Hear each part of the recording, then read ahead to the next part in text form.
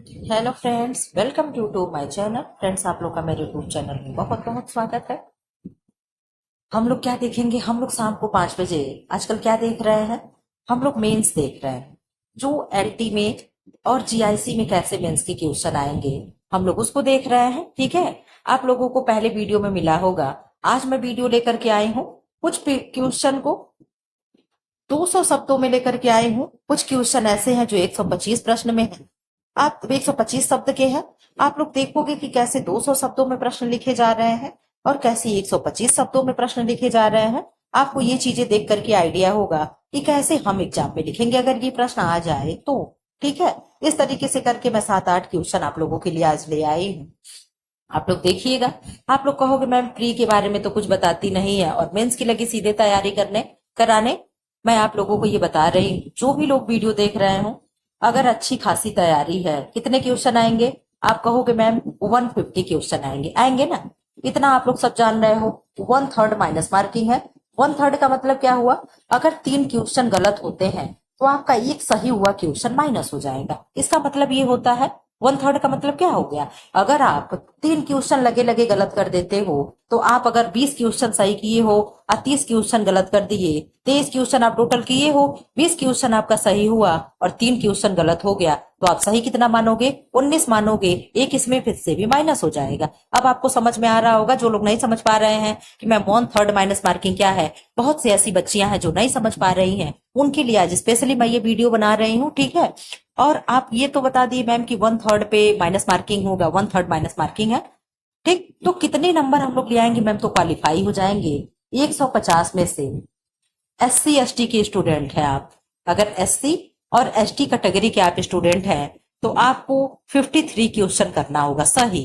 ये बार्डर वाला मैं बता रही हूँ। आपको कितने क्वेश्चन सही करने हैं?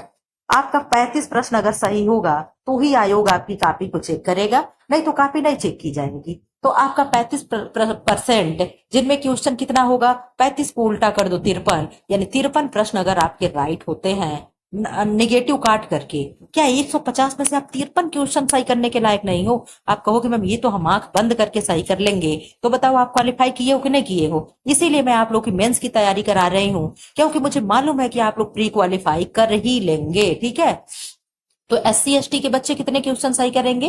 कैंडिडेट 53 क्वेश्चन सही करेंगे। अब आप लोग इधर आ जाओ। जनरल का अगर स्टूडेंट है और ओबीसी है, यानी इन सारे चीजों का भी कैटेगरी नहीं बांटी गई, केवल 2 कैटेगरी बांटी गई है। मैं यहाँ बता रही हूँ कि जो भी मतलब एससी एसटी से ऊपर जो भी लोग आ रहे हो, ठीक है, उनमें ये लोग कितने क्वेश्चन सही करेंगे? तो इनका कितना परसेंट है? 40% है। कितना परसेंट है? 40% अगर आप नंबर ले आओगे तो ही आपकी कॉपी जांची जाएगी, नहीं तो नहीं जांची जाएगी। तो मैम आप 40% 150 में से कितना होगा?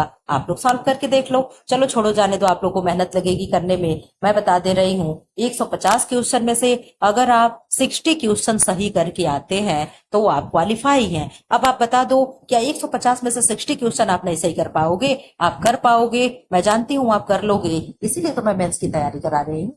मैं जान रही हूँ कि आप सब लोगों का प्री क्वालिफाइंग है। आपको अगर केवल करना और करना है तो क्या है, आपको मेंस क्वालिफाई करना है। इसीलिए मैं शाम को, अब सप्ताह में, एक हफ्ते में जो भी 7 दिन होता है, कल संडे है, कल आप लोग का 5 बजे वाला क्लास नहीं आएगा। ठीक है, इसलिए मैंने सोचा, आज सोच रही थी मैं सीडीपी फिर करा दूं, लेकिन मुझे लगा कि नहीं, चलो आज ठीक है, फिर से आज मैं मेंस करा देती हूँ, ताकि आप लोगों को मेंस देखिए मैं कैसे लिख रही हूँ। ठीक, आप लोगों को एक आइडिया रहे कि कैसे क्वेश्चन लिखते हैं, कैसे क्वेश्चन आएगा। अब ये सारी बातें करके अब हम लोग क्या देखेंगे कि मैं आप लोग का एक बार हालचाल पूछ लूं। आप लोग, मैं उम्मीद करती हूँ आप लोग स्वस्थ होंगे, मस्त होंगे, पढ़ाई लिखाई में व्यस्त चल रहे होंगे और आप लोग अपना जी जान लगा दीजिए पढ़ाई में कि हमें एक नौकरी लेकर के ही रहनी है। आप इस समय देख लो नौकरियों की भरमार लगी हुई है। जीआईसी की अभी जगह आने वाली है। आप लोगों के लिए गुड न्यूज ये है कि जीआईसी में जो लोग पीजी किए होंगे वो लोग फॉर्म भर लेंगे। जो लोग बीएड नहीं किए हैं उनके लिए सुनहरा चांस है कि आप पीजी किए हैं अगर किसी भी सब्जेक्ट से, तो आप जीआईसी का फॉर्म भर सकते हैं। ये आपके लिए गोल्डन अपॉर्चुनिटी है। ठीक है, अब सारी बातें हो चुकी, अब हम लोग अपने प्रश्न को करेंगे। प्रश्न क्या है? प्रश्न है कि रोगी को किस प्रकार का आहार देना चाहिए। अगर ऐसा प्रश्न आ जाए कि 125 शब्दों में उत्तर लिखिए, तो आप कहां से शुरू करोगे? आप शुरू करोगे, रोगी को ऐसा आहार देना चाहिए जो पाचन में आसान हो। क्या हो? जो आसानी से पच सके, पोषक तत्वों से भरपूर हो, और शरीर को शीघ्र स्वस्थ करने में सहायक हो। कितने बढ़िया से लिखा है ना। रोग की प्रकृति के अनुसार आहार का चयन करना आवश्यक है। तरल आहार जैसे दाल का पानी, फलों का रस, नारियल का पानी, सूप आदि शुरुआती अवस्था में लाभकारी होते हैं। देखो कितने अच्छे से शब्दों को लिखते आ रहा है। जैसे जैसे रोगी की स्थिति सुधरती है, अर्ध ठोस आहार जैसे खिचड़ी हो गई, दलिया हो गया, उबली सब्जियां, नरम रोटी इत्यादि दिया जा सकता है। पहले तो कहा कि लिक्विड चीजें हमें देनी है, तरल आहार देना है, फिर अर्ध ठोस पे आ गया, यानी जैसे खिचड़ी दलिया सब्जी हो गई। उसके बाद क्या कह रहा है, भोजन में पर्याप्त मात्रा में प्रोटीन हो, जैसे दूध, दही, पनीर, विटामिन और खनिजों का समावेश होना चाहिए। तेल, मसाले व तली हुई चीजों से बचना चाहिए। रोगी को समय समय पर थोड़ी थोड़ी मात्रा में भोजन देना चाहिए ताकि ऊर्जा मिलती रहे और पाचन पर अधिक दबाव ना पड़े। कितने शब्दों से, कितने बढ़िया से, कितने अच्छे शब्दों में, 125 शब्द में ही अपना आंसर वो कह दिया है। क्या आप में ये टैलेंट है? आप अपने अंदर से आवाज निकालिएगा, अपने अंतरात्मा से पूछिए कि ये टैलेंट है आप में कि आप इतना अच्छे से लिख पाओगे। अभी आप में ये टैलेंट नहीं है, लेकिन आप मेरे साथ अगर बने रहेंगे तो ये टैलेंट आपके अंदर आ ही जाना है। ठीक है, तो आप देख लिए कैसे है। अगर आप चाहें तो इन प्रश्न का आप क्या करें, इन प्रश्न को नोट कर लिया करें और इसका स्क्रीनशॉट ले लिया करें और अपने मन से बनाकर लिखे देखे क्या ऐसा लिख पा रहे हैं। यही आपका अभ्यास होगा। चीजें अभ्यास से आसान होती हैं। अब यहाँ पे प्रश्न क्या है, सेकंड प्रश्न, मियादी बुखार जिसे हम टाइफाइड कहते हैं में किस प्रकार का आहार देना चाहिए? अगर ऐसा प्रश्न बन जाए तो आप क्या करोगे? आप कहोगे मैम, मियादी बुखार यानी टाइफाइड में रोगी की पाचन शक्ति कमजोर हो जाती है। आप जानते हो जब टाइफाइड होता है तो व्यक्ति के लीवर में स्वेलिंग हो जा लीवर यानी अरे आंत में क्या होती है, स्वेलिंग हो जाती है। ठीक है, वहां पे क्या होता है, व्यक्ति खाना नहीं पचा पाता है। इसलिए ऐसा आहार देना चाहिए जो हल्का हो, सुपाच्य हो, तरल और ऊर्जा प्रदान करने वाला हो। शुरुआत में तरल आहार जैसे दाल का पानी हो गया, चावल का माड़ हो गया, नारियल पानी हो गया, नींबू पानी हो गया, गाजर या सेब का रस देना उपयुक्त होता है। आप यहाँ पे ये भी एक चीज जान लो कि गाजर और सेब का रस भी देना क्या होता है, उपयुक्त होता है। इधर आ जाओ, बुखार कम होने पर अर्ध ठोस आहार जैसे अर्ध ठोस आहार, अब हर जहां भी आए आप क्या समझोगे, मैम खिचड़ी हो गई, दलिया हो गया, सूजी का हलवा हो गया, उबली सब्जी हो गई, नरम रोटी हो गई, ये सब आप क्या कहोगे मैम, ये सब अर्ध ठोस आहार है। अभी ऊपर भी आप देखे हो, तरल आहार में क्या हो गया, नारियल पानी, नींबू पानी, चावल का पानी, ये सब क्या हो गया, ये सब तरल आहार हो गए। अब इससे आपका ये भी क्लियर होते चल रहा होगा कि तरल आहार में क्या आएगा और अर्ध ठोस आहार में क्या आएगा। क्या आप बता दो कि नहीं हो रहा है समझ में? आप कहोगे मैम जी मैम, ये चीजें हम लोग का क्लियर होते चल रहा है। तो प्री एंड मेंस हम लोग साथ साथ लेकर के चलेंगे। कोई कुछ भी कहे उसे कहने दीजिए। आपको चीजें लग रहा है ना कि मेरे ये चीजें जो भी ये कंटेंट है मेरे क्लास की, मेरे एग्जाम के लिए यूजफुल है, तो आपको इसमें आकर के पढ़ना चाहिए। ठीक है, भोजन में उच्च प्रोटीन जैसे दूध, दही हो गया, पनीर हो गया और विटामिन सी युक्त फल जैसे पपीता हो गया, संतरा हो गया भी शामिल करें। रोगी को अधिक पानी और तरल पदार्थ दें ताकि डिहाइड्रेशन ना हो। मसालेदार, तली हुई, ज्यादा रेशेदार और भारी चीजें ना दें। भोजन हल्का, ताजा व गर्म होना चाहिए। आपको क्या इस तरीके से आप क्वेश्चन बना पाते? अब अपना देख लीजिएगा बना पाते कि नहीं बना पाते। फिलहाल हम तो लेकर के आ ही रहे हैं। अब ये प्रश्न जो मैंने आपको बताया, लिखा है, ये अस्थि तंत्र के क्या कार्य हैं, क्या आप इसको लिख पाओगे? अस्थि तंत्र के क्या कार्य होते हैं, आपको क्या लिखना है? अस्थि तंत्र यानी स्केलेटन सिस्टम। क्या है? स्केलेटन सिस्टम, जिसे हम कंकाल तंत्र कहते हैं। ठीक है, ये आज आपको मैं बता दूं किस बुक से है। ये 9th एंड 10th के बुक से मैं क्वेश्चन बना करके ले आई हूं। कहां से? 9th और 10th के बुक से मैं क्वेश्चन क्या की हूँ, टाइप करवा के लाई हूँ। ठीक है, कल 12th के बुक से था, आज 9th और 10th के बुक से है। आप देख लो, अस्थि तंत्र शरीर की हड्डियों का ढांचा है जो अनेक महत्वपूर्ण कार्य करता है। इसके प्रमुख कार्य निम्नलिखित हैं। नंबर 1 क्या है? सहारा देना यानी सपोर्ट करना। यह शरीर को आकार और मजबूती प्रदान करता है एवं अंगों को सहारा देता है। नंबर 2 क्या हो गया? संरक्षण यानी प्रोटेक्शन। यह मस्तिष्क यानी हमारी खोपड़ी द्वारा हृदय और फेफड़ों यानी पसलियों द्वारा। देखो कहने का मतलब क्या है कि अस्थि तंत्र जो है हमें संरक्षण दे रही है। किस प्रकार संरक्षण दे रही है मैम? हमारे मस्तिष्क को संरक्षण दे रही खोपड़ी। ये खोपड़ी ऊपर अगर ना हो तो अंदर ब्रेन हमारा क्या होगा, कैसा रहेगा? एकदम मांसपेशियों का बना है ना। तो आप कहोगे मैम खोपड़ी हमारी संरक्षा कर रही है, हमारे पसलियां जो है हृदय और फेफड़े की रक्षा कर रही कि नहीं कर रही है? इस तरीके से रिप्स बना होता है। इसके नीचे क्या होती है? हमारा यहाँ हार्ट होगा और यही कहीं हमारा क्या होगा, फेफड़ा इस तरीके से बना होता है, लंग्स लगे होते हैं। तो क्या इनकी रक्षा कर रहा है कि नहीं कर रहा?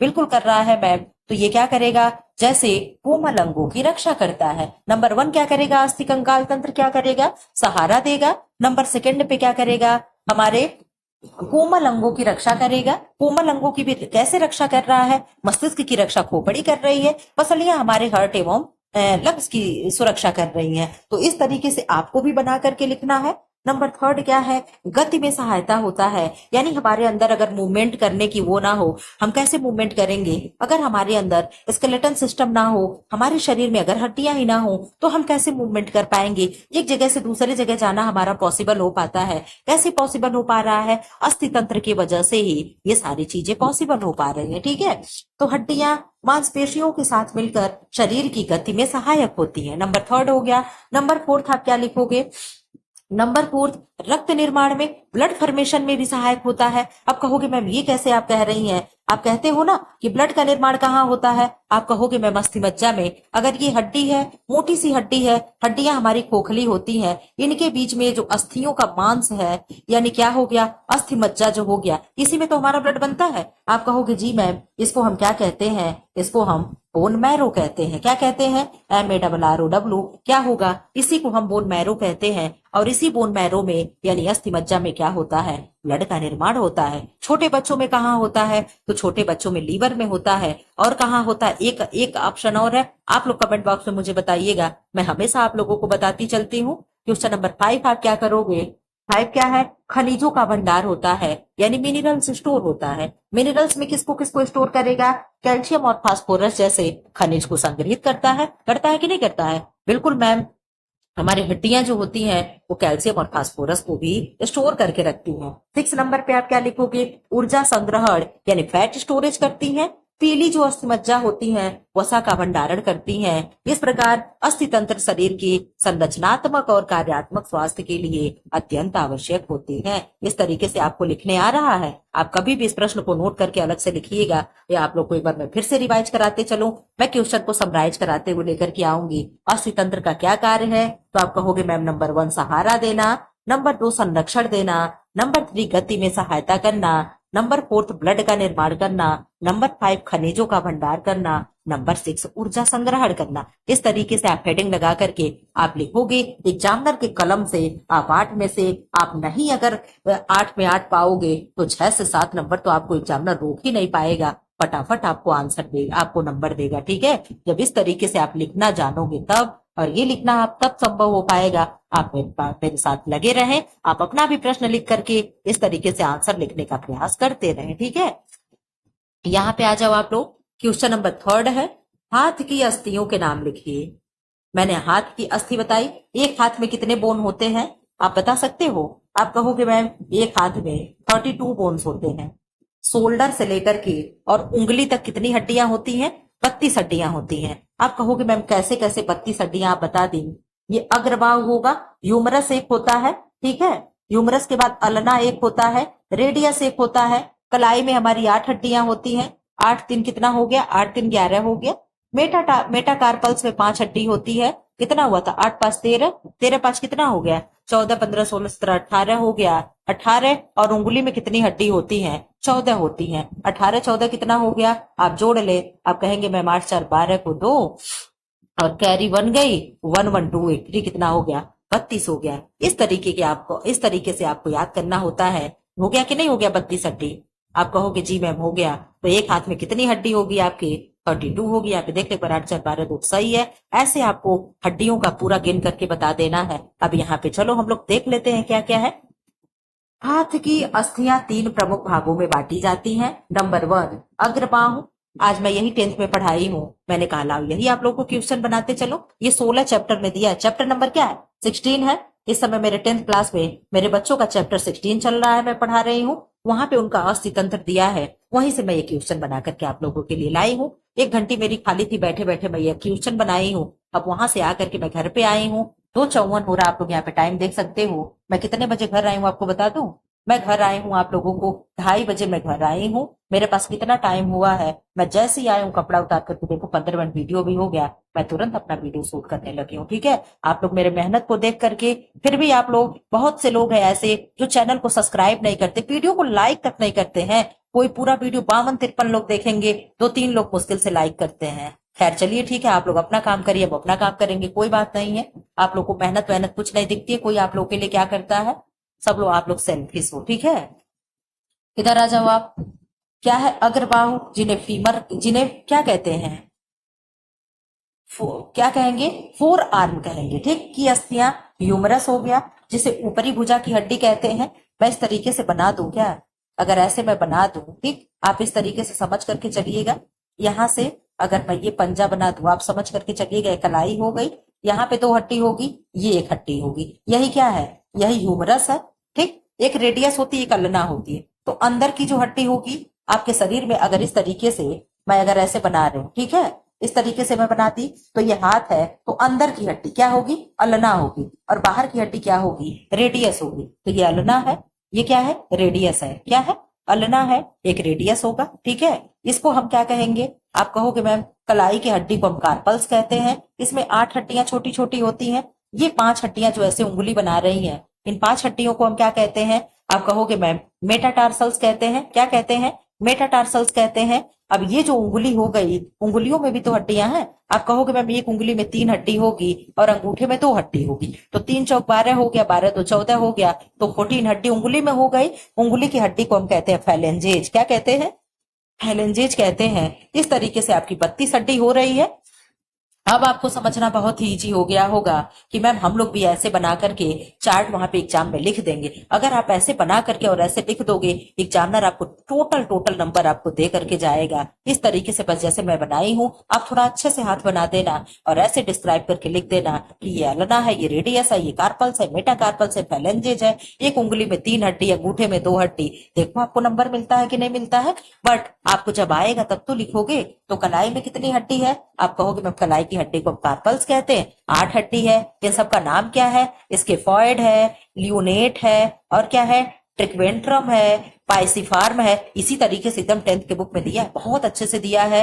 मैं कह रही हूँ अगर आपको मेंस निकालना है तो आप हो सके तो राजीव पब्लिकेशन का 10th का होम साइंस का बुक ले लीजिए। ठीक है, 10th और 12th का बुक ले लो, उससे पढ़ लो। उससे बाहर प्री में कुछ, प्री और मेंस में कहीं से कुछ क्वेश्चन नहीं आता है। आप जब टीचर बन के जाओगे तो आपको लगेगा कि मैं मेरी सही कह रही थी। ठीक है, ट्रेपेजियम हो गया, फिर ट्रेपेजोइड हो गया, कैपिलेट हो गया, हेमेट हो गया। ये 8 हड्डियां होती हैं और इन्हीं 8 हड्डियों की सहायता से हम अपने कलाई को मूवमेंट कर लेते हैं। इसी तरीके जो खटखट के ऐसे आप कलाई घुमाओगे, आपके कलाई से आवाज आ रही होगी, हड्डियां एक दूसरे के ऊपर ऐसे चढ़ती रहती हैं, तभी हम अपने कलाई को क्या करते हैं, इस तरीके से जैसे भी चाहे हम मरोड़ सकते हैं। ठीक है, अब इधर आ जाओ आप लोग। हथेली की अस्थि, जिसे हम क्या कह रहे हैं, मेटाकार्पल्स कह रहे हैं। इस तरीके से ऐसे जो उंगली हम बना रहे हैं, जो भी आप लोग देख लीजिएगा 5 हुआ कि नहीं हुआ।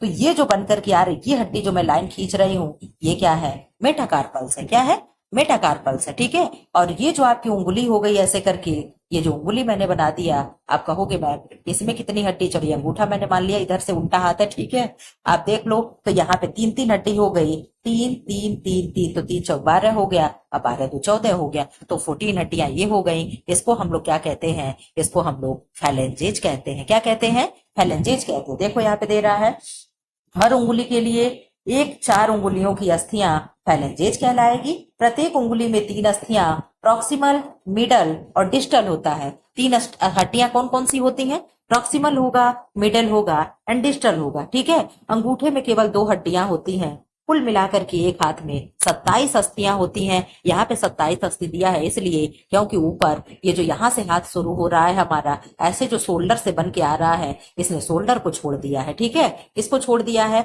शोल्डर को छोड़ दिया है। यहाँ से शोल्डर की हड्डी जाती है जो कॉलर बोन बनाती है, और इस तरीके जो इसके पुला आती है, इसको इसने छोड़ दिया। ठीक है, कभी मैं आपको 10th के बुक से दिखाऊंगी कि हड्डियां कितनी होती हैं, 62 होती हैं। ठीक है, तो यहाँ पे वो चीजें छोड़ दी गई हैं केवल 27 ही पढ़ाया जा रहा है। ठीक है, अब यहाँ आ जाओ आप लोग, यहाँ देख लो, ये 200 शब्दों का प्रश्न है। कितने का है? मैंने यहाँ पे 200 शब्दों का मैं प्रश्न करके लाई हूँ कि आप लोग कुछ देख लो कि 200 शब्दों में कैसे प्रश्न लिखे जा रहे हैं। ठीक है, हमें दोनों आप लोगों को कराना है। हम लोग को कितने 8 क्वेश्चन आएंगे 125 वर्ड के, और कितने प्रश्न 10 प्रश्न आएंगे कितने 200 शब्दों के। ठीक है, तो हम लोग को 200 शब्दों का भी प्रैक्टिस करना है। अब यहाँ आ जाओ, 200 शब्दों का हम क्या लेकर के आए हैं?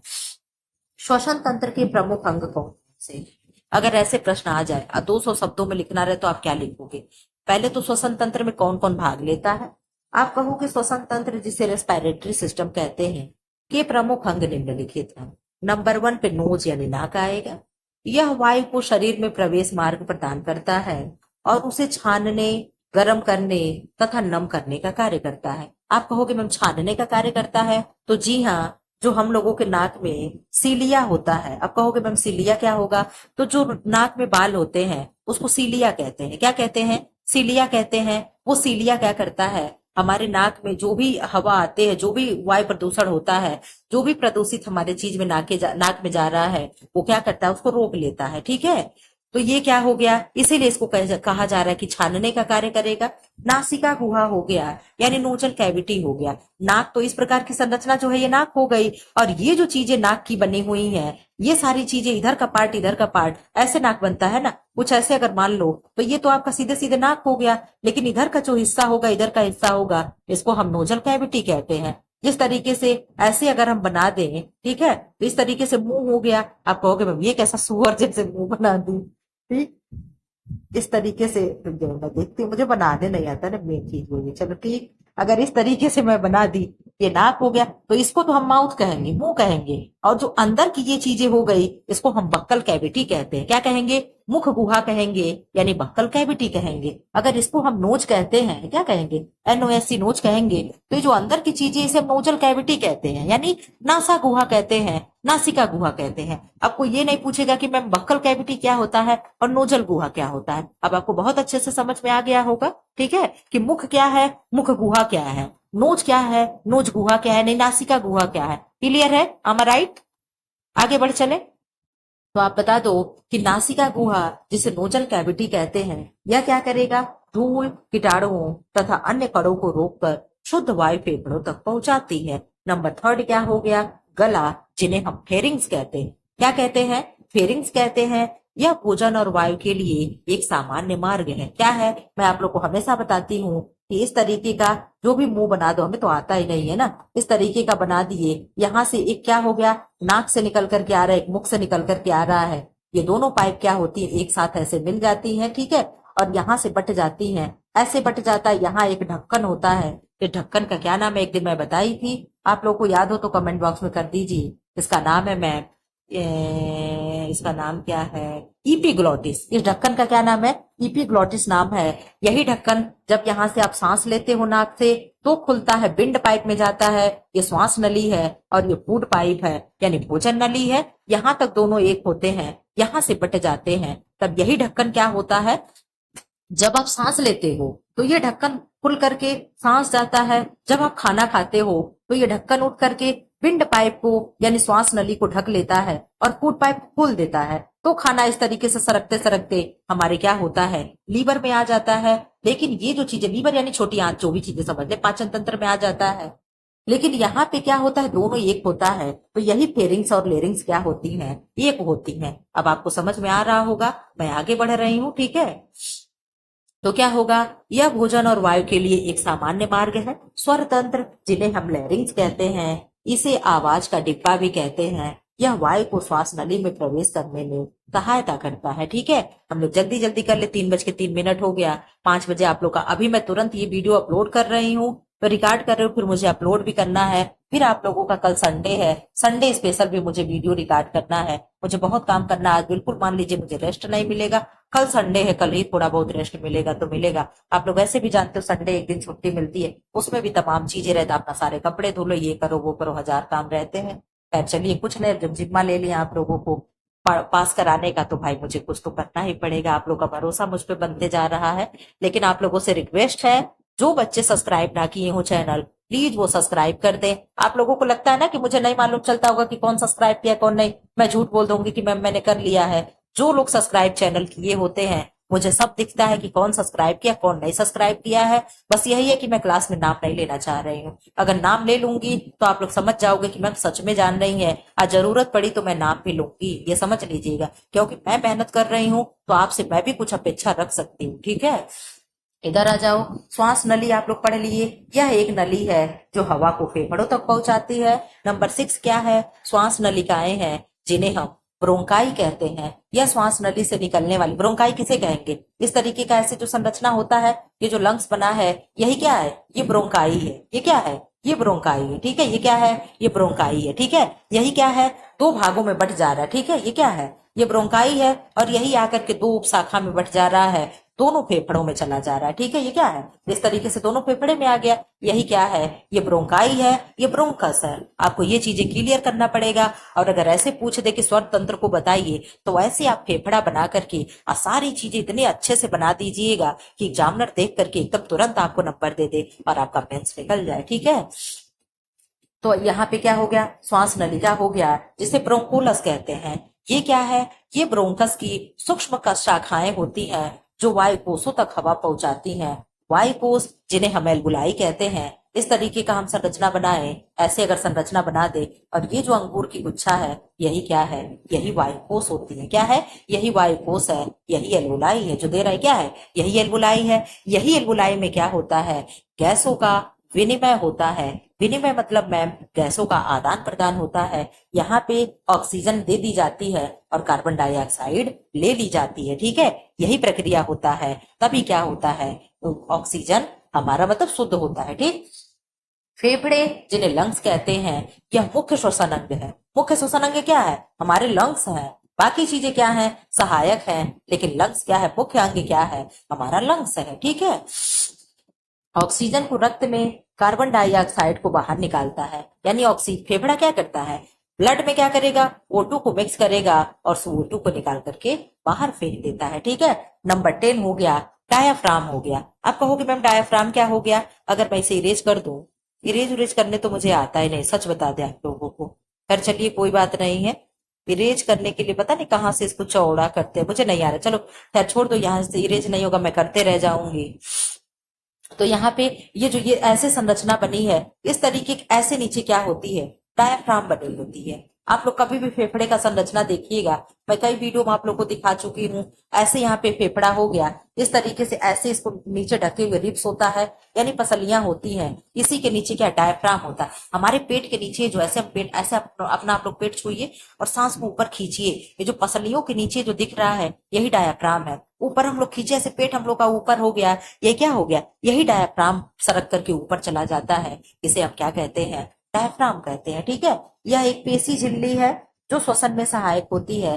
खासकर सांस लेने और छोड़ने में इन सभी अंगों का समन्वय श्वसन क्रिया को सुचारू रूप से चलाने में सहायक होता है। अब आप लोग देख लो, 200 शब्दों का ये प्रश्न है। कैसा लगा प्रश्न आपको? अगर इस तरीके से प्रश्न आ जाए कि श्वसन तंत्र के प्रमुख अंग कौन कौन से हैं, तो पहले तो आप नाम रट लो कि कौन कौन से हैं। नाक है, नासिका गुहा है, गला है, स्वर तंत्र है, श्वास नली है, श्वास नलिकाएं हैं, श्वसनिका है, वायु कोष है, फेफड़े हैं, और क्या है? डायाफ्राम है। ये 10 चीजें जो हैं क्या है? श्वसन तंत्र के सहायक अंग होते हैं, ठीक। कैसे क्वेश्चन लग रहे हैं? लग रहा है वीडियो लंबा हो जाएगा मुझे भी। अब इसी को 125 शब्दों में कैसे लिखा गया ये भी देख लो। मैं दोनों चीज ले आई हूँ। अब तक ये प्रश्न हम लोग कितने में देखे थे? 200 शब्दों में। लेकिन अब हम लोग ये प्रश्न को 125 शब्दों में देखेंगे कि इसी प्रश्न को अगर 125 में लिखना हो तो कैसे हम लिखेंगे। देखो यहाँ पे कैसे दिया है। स्वर तंत्र शरीर का एक महत्वपूर्ण तंत्र है जो शरीर में ऑक्सीजन का प्रवेश और कार्बन डाइऑक्साइड का निष्कासन करता है। इसके प्रमुख अंगों में नाक वायु का प्रवेश द्वार हो गया, नासिका गुहा वायु को छानना और गर्म करना, गला क्या हो गया? फेरिंग्स, स्वर तंत्र और श्वास नली ट्रेकिया शामिल है। श्वास नली 2 शाखाओं में बंटकर ब्रोंकस बनाती है जो 2 फेफड़ों में जाती है। ब्रोंकस की शाखाएं ब्रोंकियोल्स होता कहलाती है। मैंने आप लोग को बताया ब्रोंकियोल्स क्या है कहलाती है, जो वायु कोषों यानी एल्वुलाई से जुड़ी होती है। वायु कोष गैसों के आदान प्रदान का स्थान होते हैं। 2 फेफड़े यानी लंग्स शरीर के दोनों ओर स्थित होते हैं। डायाफ्राम एक पेशी झिल्ली है जो श्वसन क्रिया में सहायता करता है। इन अंगों के समन्वय से ही श्वसन प्रक्रिया पूरी होती है। इस क्वेश्चन को कैसे 125 शब्दों में लिख दिया गया है और कैसे 200 शब्दों में लिख दिया गया है, ये आपको बहुत अच्छे से पता चला होगा। डिफरेंट कैसे कैसे किया गया है, मैं देख लूं कितना क्वेश्चन है। अगर हो सकेगा तो मैं नेक्स्ट पार्ट, चलो 2 ही क्वेश्चन है, करा दे रहा हूँ। क्या नेक्स्ट पार्ट में लेकर के आए, आप बता दो क्या प्रश्न है। कृत्रिम श्वसन की कब आवश्यकता होती है? 125 प्रश्न में लिखना हो तो आप कैसे लिखोगे, ये 9th के बुक से है। ठीक, कृत्रिम श्वसन की आवश्यकता तब होती है जब किसी व्यक्ति की स्वाभाविक श्वसन क्रिया रुक जाती है या बहुत धीमी हो जाती है। इसका उद्देश्य व्यक्ति के फेफड़े में ऑक्सीजन पहुंचाना और कार्बन डाइऑक्साइड को बाहर निकालना होता है। यह एक जीवन रक्षक प्रक्रिया है। यह प्रक्रिया तब अपनाई जाती है जब व्यक्ति डूब जाए, विद्युत करंट लग जाए, सांप या जहरीले कीड़े के काटने से, दम घुटने, धुआं या जहरीली गैस में सांस लेने या चोट लगने के कारण बेहोश हो जाने जैसी स्थितियां उत्पन्न हो। कभी कभी हृदय गति रुक जाने पर भी कृत्रिम श्वसन की आवश्यकता होती है। इसमें मुंह में सांस देना या यांत्रिक उपकरण का प्रयोग किया जाता है। यह तब तक किया जाता है जब तक रोगी की सामान्य श्वसन प्रक्रिया पुनः शुरू ना हो जाए। कैसे देखो कितने बढ़िया से 125 शब्दों में लिख दिया है। ऐसे ही हम लोगों को भी लिखना रहेगा। ठीक है, इधर आ जाओ। क्वेश्चन नंबर जो भी हो, विटामिन सी पर संक्षिप्त टिप्पणी लिखें। अगर ऐसा प्रश्न आ जाए तो आप कैसे लिखोगे? आपको क्या लिखना है, सब चीज आप जानते हो, अभी आप सुनते चलोगे, आप सब जान रहे हो। बस आपको माला पिरोना है। कैसे मैम मोतियों का माला हम सुंदर सा बना दे, एकदम एग्जामिनर देखते ही गले में पहन ली। ठीक है, बस हम लोग को क्या करना है, उसे चुनना है। ठीक है, अब इधर देख लो, विटामिन सी पर संक्षिप्त टिप्पणी हम कैसे लिखेंगे। विटामिन सी, जिसे हम एस्कॉर्बिक एसिड भी कहते हैं। देखो पहला नंबर इसने क्या किया, रासायनिक नाम बता दिया। ठीक, यह जल में घुलनशील विटामिन है। देखो कितने बढ़िया से लिखा गया है, जो शरीर के लिए अत्यंत आवश्यक होता है। यह प्रतिरक्षा प्रणाली यानी इम्यूनिटी को मजबूत करने, घाव भरने और त्वचा, हड्डियों एवं दांतों की सहायता बनाए स्वस्थता बनाए रखने में सहायक होता है। कितने गजब से बात लिखी गई है, आप इस चीज को देख पा रहे हैं, कितने बढ़िया से क्वेश्चन लिखा गया है। ऐसे ही बस आपको क्वेश्चन में लिखना है, वो ये रॉकेट साइंस नहीं है। क्या इतनी चीजें आपको आ नहीं रही थी? आप कहोगे हमें सब आ रही थी, सब आ रहा था, नहीं आ रहा था, आपको सब आ रहा था, बस आपको लिखने का कला नहीं आ रहा है, जो मैं आपको वो चीजें भर कर ही जाऊंगी। ठीक है, विटामिन सी जिसे एंटीऑक्सीडेंट के रूप में कार्य करता है और शरीर को संक्रमण से बचाने के लिए। एंटीऑक्सीडेंट विटामिन आप नहीं जानते हो? क्यों नहीं जानती हूं मैं, ए सी एंड डी होता है, जानते हो ना, तो बस वही तो नोट करना है। यह लौह तत्व के अवशोषण को बढ़ाता है। क्या आप ये नहीं पढ़ते हो? मैं आपको ये नहीं पढ़ाई हूँ कि मैम अगर किसी को अनार का जूस दिया जाए तो उसके बाद में थोड़ा सा खट्टा खाने के लिए दिया जाता है? आप पढ़ाई है मैम, हम लोगों को याद है। ठीक है, तो इसलिए क्यों खट्टा दिया जाता है, ताकि लौह तत्वों का अवशोषण अच्छे से हो सके। अगर विटामिन सी नहीं होगा तो लौह तत्वों का अवशोषण अच्छे से शरीर में नहीं होगा। इसके प्रमुख स्रोत क्या क्या है? अब ये पूछ रहा कि मतलब विटामिन सी कहाँ कहाँ से मिलेगा। आंवला हो गया, संतरा हो गया, नींबू हो गया, टमाटर हो गया, अमरूद, हरी मिर्च, पपीता हो गया। आप कहोगे मैम पपीता में भी होता है, तो जी हाँ, थोड़ी मात्रा में पपीता में भी होता है। ठीक है, इधर आ जाओ। इसकी कमी से रोगी में स्कर्वी नामक रोग हो सकता है, जिससे मसूड़ों से खून आना, थकावट और शरीर में सूजन जैसे लक्षण दिखाई देते हैं। क्या आपको ये सारी चीजें आ रही थी, नहीं आ रही थी? और एक बात आप लोग कान खोल के सुन लो, जितने लोग चैनल को सब्सक्राइब ना किए हो, सब्सक्राइब कर लोगे उन्हें ही अब मैं ये चीज ये भी बना दूंगी। अब मैं ऐप अपना बना रही हूँ। ठीक है, मैं पढ़ाऊंगी फ्री ही। ठीक, लेकिन जो लोग चैनल को सब्सक्राइब नहीं किए रहेंगे वो लोग मेरे ऐप में जाकर के नहीं पढ़ पाएंगे। जिनको मेंस की तैयारी करनी है पहले वो चैनल को सब्सक्राइब करेंगे, फिर मेंस के वीडियो मिलेगा। जब तक यूट्यूब पे मेरा वो नहीं बन रहा है ऐप, तब तक आप लोग यूट्यूब पे फ्री में पढ़ोगे, नहीं तो फिर फ्री है वहां भी। ये मत सोचना कि मैम चार्ज लगा दिए, 1 रुपए नहीं है, 0 रुपए है, फ्री ही है। लेकिन उन्हें क्लास मिलेगा जो लोग चैनल को सब्सक्राइब करेंगे। अब आप लोग अपना सोच लो कि तैयारी करनी है कि नहीं करनी है, आप लोगों के हाथ में फैसला है। जो चाहो वो चीजें क्या है आपके हाथ में, आप जो चाहे पढ़ना चाहे तो सब्सक्राइब कर लो, नहीं पढ़ना है कोई बात नहीं है। फिलहाल ऐसे वीडियो पाने के लिए चैनल को लाइक करें, शेयर करें एंड सब्सक्राइब करें। कैसा क्वेश्चन लग रहा है कमेंट बॉक्स में जरूर लिखना, नहीं तो मैं मेंस पढ़ाना बंद कर दूंगी। ठीक है, थैंक्स फॉर वॉचिंग।